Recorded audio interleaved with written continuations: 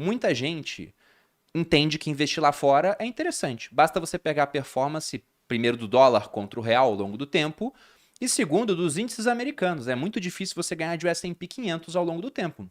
Sobe pra caramba. O próprio Warren Buffett, que tem essa gestão ativa, né, compra e vende empresas com foco no longo prazo, fez uma aposta certa vez falando, olha, eu aposto aqui $1 milhão que uma carteira formada com gestores ativos não vai bater o S&P nos próximos anos. Já teve um cara que fez a aposta e perdeu.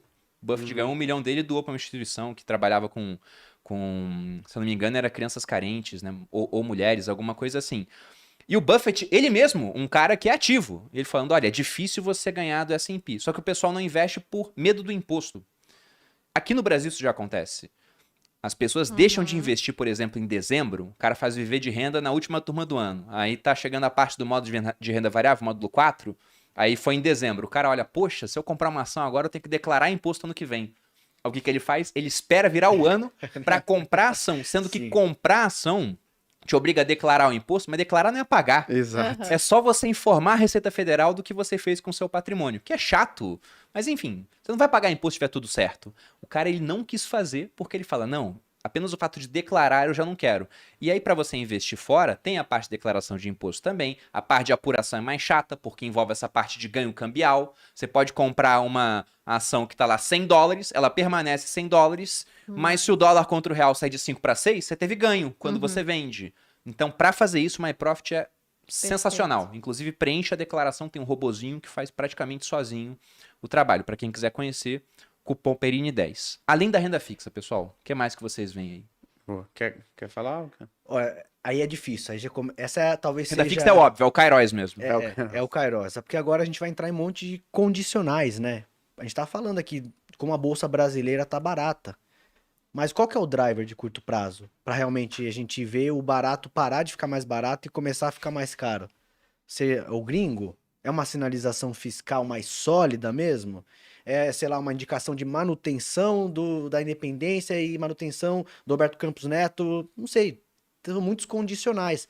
Mas, dado o nível de preço que a gente tem aqui para a Bolsa, se você tem um horizonte longo prazista que você deveria ter para investir em ações pelo menos 5 anos, começar a plantar agora, apesar do risco de ainda cair mais um pouco, me parece interessante. Sim. Um prêmio de risco muito legal aqui em termos de atratividade, porque assim, as empresas hoje, em média, estão menos alavancadas e mais a operação mais redonda do que no ápice ali de Dilma, quando a gente teve Bovespa indo muito mal. Então você tem um nível de preço para algumas empresas melhor hoje do que na época ali de Dilma, com empresas menos alavancadas e mais eficientes. Então, assim, projetando para frente, em 5 anos, se você tiver essa paciência de investir de uma maneira recorrente, acho que a Bolsa Brasileira deve dar bons lucros também. Talvez esse seja um comentário que eu possa trazer aqui. Não sei se você está vendo alguma outra coisa. Não, eu queria falar o seguinte, às vezes as pessoas pensam o seguinte, não vou entrar em bolsa agora, porque vai que eu não vira Dilma, né? Eu não vou entrar.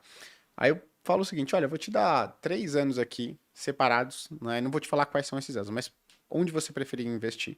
Você tem aqui esses 3 anos que foram marcados por inflação elevada, por aumento da dívida pública, né? Poxa, por instabilidade institucional, né? Estabilidade política, por juros elevados, por atividade fraca, PIB caindo e desemprego alto. E do outro, você tem aqui, você pode escolher onde você quer investir em ações. Do outro, você tem 3 anos de melhora na atividade econômica, queda da taxa de desemprego, inflação baixa e queda da taxa de juros.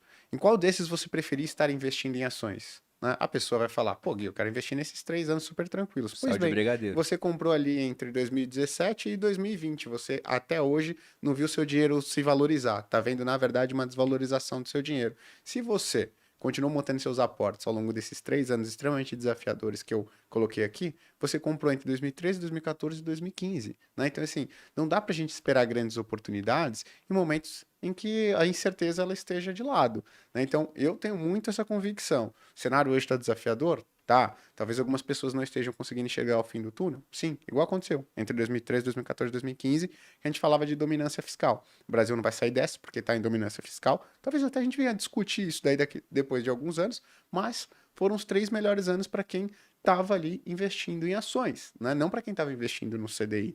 Então, para mim, isso é muito claro. Se aconteceu Aí, nesse período, aconteceu em períodos anteriores, né? Antes do Lula assumir também, que foi, poxa, um belo de um frisson ali, que existia um temor muito agudo, né? Que foi um curto espaço de tempo, um temor muito grande, com uma possível piora fiscal repentina, né? Então, eu tenho muito claro isso, que quando o medo ele está elevado, as incertezas estão elevadas, é o melhor momento para continuar aportando em ações. E hoje, como a Raiz bem comentou, você encontra empresas, né? Com indicadores melhores do que em 2015. Se lá estava barato, hoje parece estar melhor. E as pessoas ainda estão com medo de comprar. Por quê? Porque acham que esse cenário extremamente desafiador ele vai se propagar pelas próximas décadas. Por exemplo, no caso de inflação. Quando a gente pega a inflação no Brasil desde a criação do Plano Real, a média anual foi perto de 7%. Foi perto. Não foi de 7% ao ano. Quando a gente pega as expectativas de inflação para os próximos 10, a expectativa de inflação é de 6,5% ao ano, né? Ou seja, a gente está falando que os próximos 10, 15, 20 anos vão ser tão ruins em termos de inflação quanto os últimos desde do início do Plano Real. Então eu acho que tem um medo exacerbado, sim, tem bastante incerteza, mas eu tenho muito claro que é para a gente continuar fazendo aporte em ativos de risco aqui no Brasil também. Lógico, uma boa Kairos é um investimento lá fora, né? Mas aqui também tem oportunidades. Eu falei, inclusive, no podcast dos economistas com o CIO do Bradesco na semana passada, né? O cara faz a gestão de 600 bi de reais, né? E ele falou o seguinte: olha, eu trabalho no mercado há 30 anos, desde 1990, e eu nunca vi um ano tão ruim para todos. Nunca vi, não me lembro, de um ano tão ruim para todas as classes de ativos. Normalmente você tinha uma classe, né, que salvava, digamos assim, um ano, alguns veículos de investimento. Essa não. Do ano de 2022 foi pauleira para todo lado, né?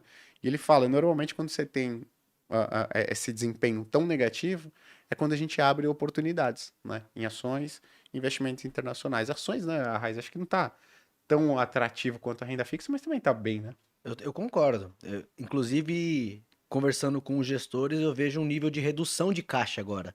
Ele estava lá com certa incerteza, então ele mantém uma parte do portfólio comprada nas ações, mas sem abrir mão de um pouquinho de CDI, porque, poxa, a gente não sabe o que vai ter oportunidades que possam se abrir, e agora eu começo a ver gestores diminuindo esse caixa.